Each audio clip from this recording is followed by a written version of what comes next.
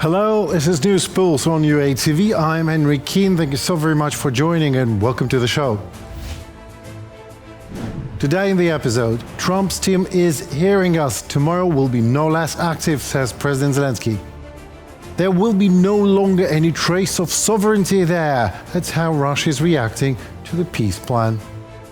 Pressure on Russia continues to mount. How Trump's sanctions are hitting the Kremlin's finances now.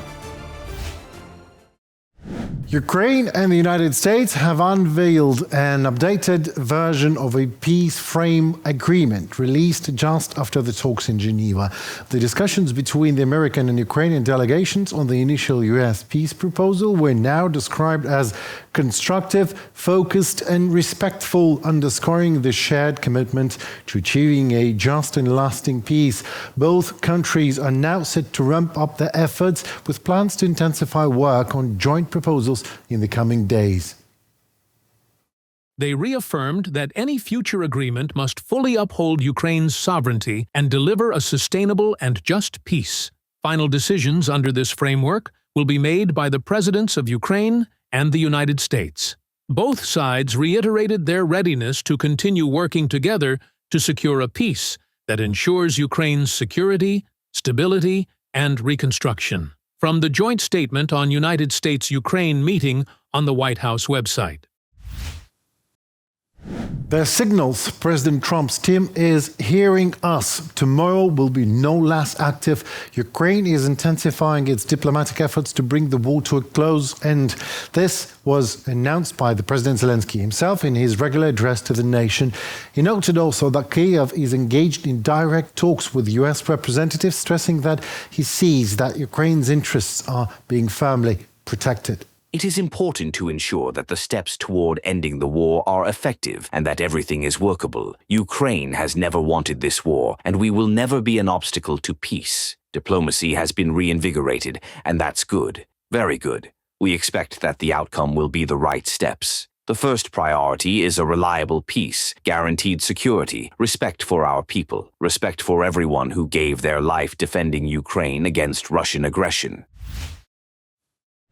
United States Secretary of State Marco Rubio stated that the White House will make some adjustments to the peace plan, but it is too early to reveal the outcomes of the negotiations. He also mentioned having spoken with President Trump, who, according to Rubio, seems pleased with the progress of the dialogue. The U.S. Secretary called today's meeting with the Ukrainian delegation the most productive and significant since Donald Trump's team became involved in the peace process. We have a very good work product that was already built on a foundation of input from all the relative parties involved here, and we were able to go through some of those items now, point by point, and I think we've made good progress. We're working through making some changes, some adjustments, in the hopes of furthering narrowing the differences and getting closer to something that both Ukraine and obviously the United States are very comfortable with. Obviously, this will ultimately have to be signed off by our presidents, although I feel very comfortable about that happening given the progress we've made. And then obviously there's the Russian side of the equation. So I think the takeaway from it is I think this is a very, very meaningful, I would say probably best meeting and day we've had so far in this entire process, going back to when we first came into office in January. United States Congress should have the authority to review the peace plan that will define the terms for ending the war in Ukraine, says Republican Senator Lindsey Graham. He emphasized that lasting peace in Ukraine must guarantee that Russia will not launch any future attacks. The proposed Russia-Ukraine peace deal provides an opportunity to end the war honorably and justly. Congress should also have the ability to review a plan that includes any future security guarantees. Just like we have the ability to review any Iran nuclear agreement, a lasting peace in Ukraine must ensure Russia cannot launch another invasion in the future. Congressional review will allow us to achieve that goal. Lindsey Graham, U.S. Congress Republican Senator on X social network. Today, the European Union held a special leaders meeting on Ukraine and US peace plan organized by European Council President Antonio Costa. According to Costa, discussions on Ukraine took place on the sidelines of the G20 summit. The American 28-point plan includes crucial elements that could form the basis for a fair and sustainable peace. Costa stated that the EU is committed to further work on the document and has invited all 27 EU leaders to continue the discussions at the upcoming EU-Africa Union summit in Luanda. I could be giving you now literally hundreds of examples of why and how the Kremlin is all out of war and does not want any peace, by showing you, for example, footage of civilian victims. Men, women and children who die in Ukraine every single day, murdered by Russia. But also hundreds of channels on YouTube do the same in a constant pursuit of your attention and your views. So I was thinking to myself, what would be the right way to prove you the real plans of Russia? And then I decided to show you the recent post of Putin's personal ideologist, Alexander Dugin, that was addressed to Russian audience, to Russian nation, so to clear the fog completely what Russia really wants. Ukraine will be entirely ours in 2 years at the most, possibly much sooner. There will be no longer any trace of sovereignty there, since Ukrainians absolutely do not know how to use it. They never have and never will, not in their case. As far as I know, work is in full swing on a detailed plan for integrating Ukrainian society into a unified realm of the Russian world. Work is underway on textbooks, emergency programs for mass treatment, and mental rehabilitation. An administrative reorganization draft plan has already been prepared. Most likely, these territories will receive a new name, perhaps Old Lands. But this is being discussed.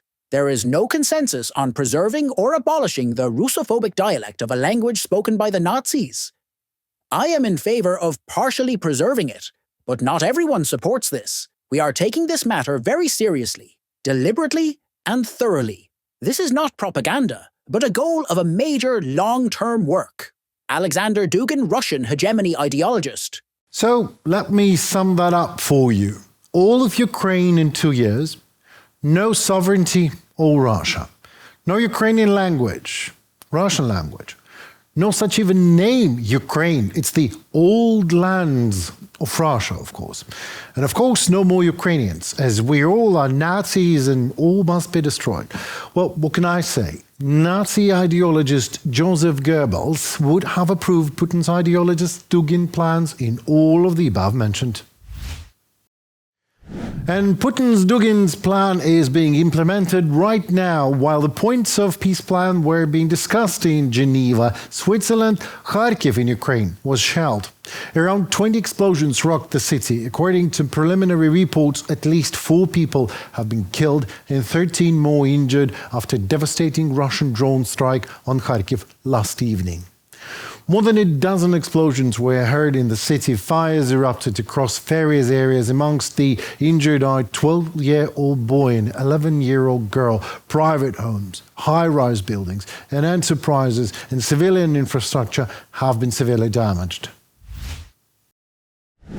Pressure on Russia continued to mount. The Russian budget is expected to lose around 300 billion in rubles in oil and gas revenues in November and December due to US sanctions, according to analysts from the Moscow Times. On November 21st, the deadline given by Washington for foreign companies to end all dealings with Russian producers passed. US President stated that his administration is considering now further pressure on the country's oil sector. Andriy Dmitrienko will continue the topic for you. Washington is preparing to tighten sanctions on Russia. Members of Congress have begun collecting signatures to force a vote on a new bill even without leadership approval. Possible once 218 representatives signed the petition. Republican Congressman Brian Fitzpatrick explained that the initiative was triggered by a Wall Street Journal article claiming Trump was giving both sides until the 27th of November to accept a peace plan. Fitzpatrick clarified, "The United States is simply waiting for Russia's answer on the unconditional withdrawal of its troops from Ukraine. If no positive reply comes, sanctions will follow." This moment requires peace through strength, not appeasement.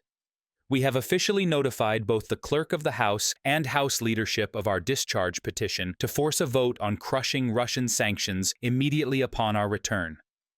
Brian Fitzpatrick, member of the U.S. House of Representatives from Pennsylvania, on social network X. On 17 November, President Trump announced that Republicans are drafting legislation that would impose sanctions on any country doing business with Moscow. Reuters reported that oil prices fell 1.5% amid intensified ceasefire efforts and the growing risk of new restrictions, which is already deterring potential buyers of Russian commodities. This adds nervousness not only for Russia's counterparties, but also creates real problems for Russian producers themselves. The psychological effect should not be underestimated. It is short-term, but very real. And when the sanctions actually come into force, we will see the concrete result. It may differ from our expectations, but it will definitely be negative. Washington has made clear that while the peace plan is being discussed, existing sanctions will not be lifted. On the contrary, new ones are under consideration, President Donald Trump stated. They go in very soon, and they're very powerful, very powerful. I mean, it makes it very hard to sell oil. That's a big thing. Their whole economy is based on oil. Donald Trump, President of the United States, in an interview with Fox News Radio.